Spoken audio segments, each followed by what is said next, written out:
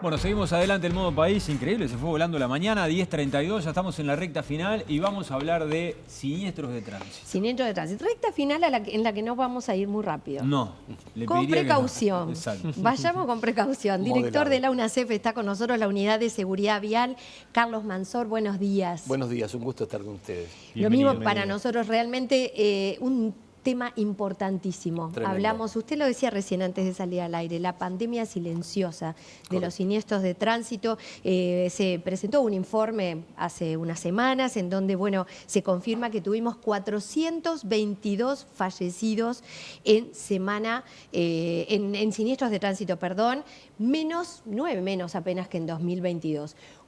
¿De qué se trata esta pandemia silenciosa y qué podemos decir sobre el resultado del año? Porque 9 fallecidos menos es un buen dato cuando hablamos de 422 personas fallecidas. Uno si lo ve globalmente, bueno, marca que desciende, ¿no? Eso es importante.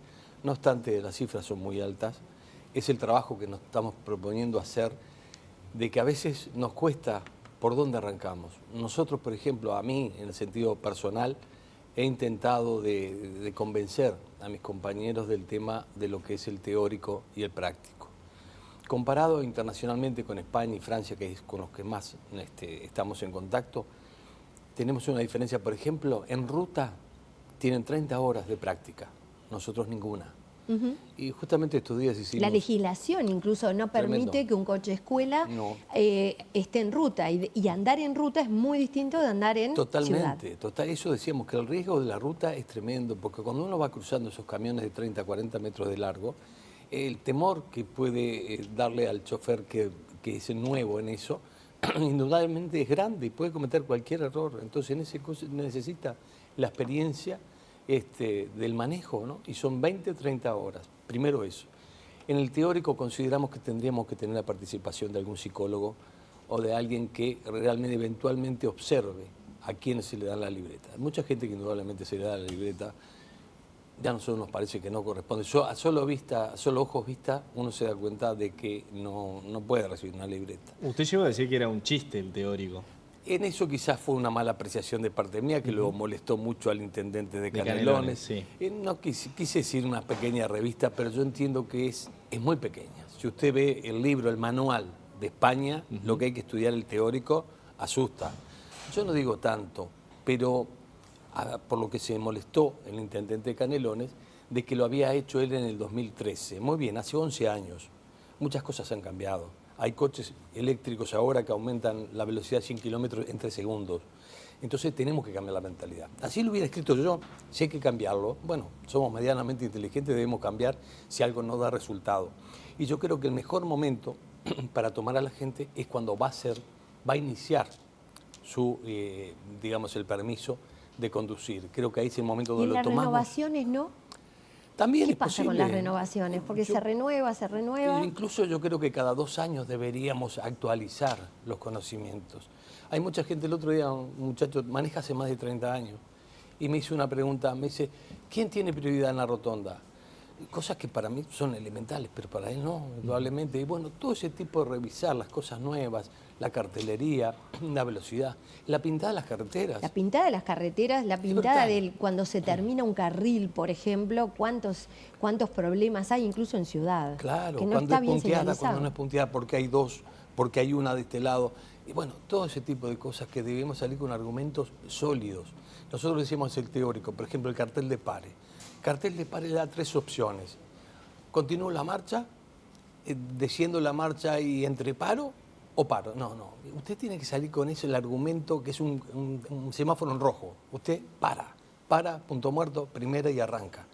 Eso es el concepto. Y debemos salir con esos conceptos bien sabidos y que realmente es como un mandamiento. Igual le hago un comentario. Yo trabajo todo el día en la calle. Sí. Todo el día. Estoy circulando para arriba y para abajo todo el tiempo. Las cosas que verás. Nadie respeta nada. No. Esa es la percepción, esa es la percepción con la que me voy cada día a mi casa. Y ese Nadie es el peor respeta nada, problema. pero no respetan el semáforo, no respetan el cartel de pare, se da el paso. Capaz que algunos sí, no vamos a generalizar y vamos a meter a todos en la misma bolsa, pero la gran mayoría no respeta nada. En horas de la noche no se respeta. Mire, le voy a poner un ejemplo.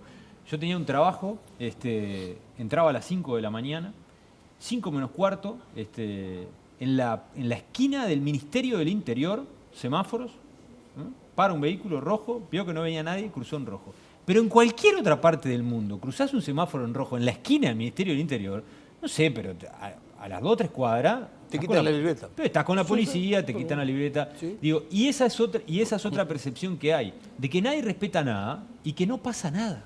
Es una gran transgresión. No sé por qué, pero parece que al uruguayo nos gustara transgredir las normas. ¿Estamos de acuerdo?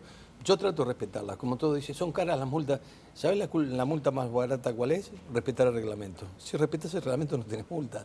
Y es tal cual. Hablamos Pasa que en la muchas veces velocidad. no se conoce o Por se supuesto. mal conoce, por ejemplo, esta cosa también que sucede cuando perdemos la prioridad al doblar, por ejemplo, en una esquina. sí. ¿Cuántas veces alguien se impone pensando que como viene por la derecha tiene prioridad? O sea, hay desconocimiento incluso a Hay veces, muchísimo más allá desconocimiento. de transgredir. ¿Qué es eso que el uruguayo no es tan transgresor? Incluso te diría más, a nivel nacional debería ser todo igual. No es posible que cada departamento tenga su norma. Queremos que eso es otra diversificación que no puede existir. Pero yo estoy muy de acuerdo contigo que la transgresión es fundamental. La gente no respetar las normas, no respetar los carteles, porque está todo, las cebras. Tú ves cuando va llegando un auto a una esquina, ¿se respeta la línea blanca pintada que tenés que de este lado estacionar? No, No, más y, arriba. después también la fiscalización. A mí me ha pasado, por ejemplo, de conocer casos puntuales de una persona a la que se le retira la libreta porque tuvo algún incidente puntual y sigue manejando, sin libreta. Ah, sí. Peor todavía. está la idea Entonces, de la no hay un control de decir, no, mire, usted no puede manejar. Tal cual. Está Sí, la sí. idea de la libreta por puntos puntos. planteada. ¿Eso en qué está? Bueno, eso aparentemente saldría en julio del año 2025. Hay un montón de cosas, cómo se devuelven los puntos, cómo se sacan, en fin, todas esas cosas que se deben poner de acuerdo el Congreso de Intendentes. Pensamos que se va a llegar a un acuerdo y que en julio del 2025 tendremos, que eso creo que es un buen principio para arrancar con todas las normas. Por eso decíamos cambiar el teórico, cambiar el práctico, hacer todo nuevo y ver por dónde puede estar el error. Yo no creo que sea lo único el teórico, lo único el práctico, lo único el celular. No, son un montón de cosas que si vamos achicando los errores, bueno, vamos achicando también el nivel de siniestro, ¿verdad? Ahora, Mansor, usted hablaba hace un ratito del ejemplo internacional, ponía como casos a España y a Francia. Yo le quiero mencionar, por ejemplo, lo que sucede en Alemania, ¿no? Donde las prohibiciones realmente no son demasiadas, pero sí es cierto que después las sanciones, como comentaba Miguel, son muchísimo más duras. Allá no hay límite de velocidad, por ejemplo, y el tema de la sanción con la tolerancia al alcohol es de 0,5. Si uno mira las muertes, los siniestros por año, son el 0,4 debido al tránsito, ¿no? Y acá en Uruguay estamos hablando en el entorno de 1%, lo comentaba Rosario recién, de los fallecidos que tuvimos, ¿no? ¿Por qué sucede eso aquí en nuestro país? ¿Hay una cuestión cultural? Sí, claro. Quizás las prohibiciones no necesariamente evitan los siniestros. ¿Por dónde tiene que pasar? No me queda la duda de que es un tema cultural.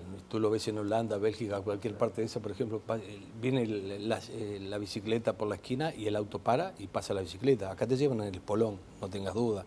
Porque hay un respeto, hay una cultura distinta. Creo que eso hay que trabajarlo. Nosotros estamos trabajando muchísimo con las escuelas a nivel de primaria, a nivel de secundaria. Estamos tratando de chicos, pero eso es un trabajo a largo plazo, indudablemente, de que no se ve en lo inmediato, eso se ve después de una educación, después de años, pero estamos en los chicos. Por ejemplo, en el interior vemos que hay chiquilines de 12, 13, 14 años en motoneta. No puede ser. Pero eso, ¿de quién es culpa? ¿Del niño? No, del padre que lo premia porque anduvo bien en la escuela, porque anduvo bien en el liceo y le regaló una moto. No, no es así. No debe ser así. Entonces, ¿a quién hay que penar? ¿Al chico o al padre? O hay que concientizar, pero ya la conciencia ya hemos visto cómo transgrede la gente que poco le importa. Ahora, ¿qué está pasando también con lo que es... antes veíamos siempre a los inspectores de tránsito por todos lados. Uno iba manejando y iba pendiente a ver si había un inspector y ves un inspector y te pones nervioso, pensás, estaré haciendo algo mal. Ahora hay muchos radares y el comentario general es que hay muchos menos inspectores de tránsito en la calle para educar, porque la recaudación está bien y cuando nos duele en el bolsillo todos sabemos que después por un tiempito, de pronto tomamos conciencia. Pero uno ve coches sin luces, ve bicicletas, ve motos pasando permanentemente con luz roja, permanentemente la bicicleta entiende que muchas veces entienden que no, la luz es solo para los autos y para otro tipo de vehículo. Y esto también pasa cuando a veces vemos siniestros de tránsito en donde hay una moto incluida y la moto iba a gran velocidad y fue imposible para el coche de pronto evitar esa colisión. Y sin embargo, el problema está, bueno, ¿por dónde venía? Pero ¿y la velocidad de la moto? Y no pasa nada. ¿Por qué? Porque, bueno, sí, a determinados de repente colectivos se les puede multar y a otros como igual no lo podemos multar. Claro, sí. ¿Qué está pasando con esto que va más allá de una multa, que va en educarnos?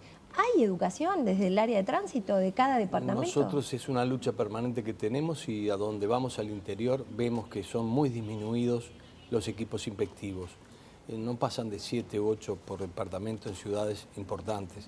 Entonces nosotros queremos, el máximo son 30, 40 departamentos grandes, ¿no? Nosotros entendemos que tiene que haber una gran capacidad. Por eso nosotros pedimos que la UNACEF fuera una unidad ejecutora.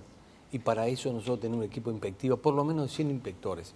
De eso, como decís tú, fiscalizadores, pero señores fiscalizadores, que vaya a hablarte, a decirte lo que podía haber ocasionado por tu mal estacionamiento, por dónde estacionaste el coche. En fin, en definitiva, inspectores que realmente hagan ese trabajo de docencia, al igual que las escuelas de choferes, que quién dice que están que son maestros. Que bueno, es otro tema, ¿no? Que se abre una compuerta ahí, el de las academias de choferes. Por eso digo, son muchas cosas que sumadas hacemos un paquete que tendríamos que sentarnos a conversar entre todos y ahí hay varias incidencias. Sí. Le cierro con la última Sí. a propósito del celular. Sí. ¿Tienen algún porcentaje de los siniestros que se ocasionan a causa del uso del teléfono? Y muchos lo dicen, y muchísimos no lo dicen, pero el último lo vimos, se agachó porque se le cayó el celular y se dio contra el coche en el semáforo, ¿no? Fue el último, pero nosotros hicimos una observación a nivel de caminera. 70% de los coches van hablando en la ruta, van con el celular enviando mensajes. Lo vemos todos. Tremendo. Lo vemos todos. En la calle. Carlos Monzón, muchas gracias por estos minutos. Gracias a ustedes. Lo invitaremos en alguna otra oportunidad.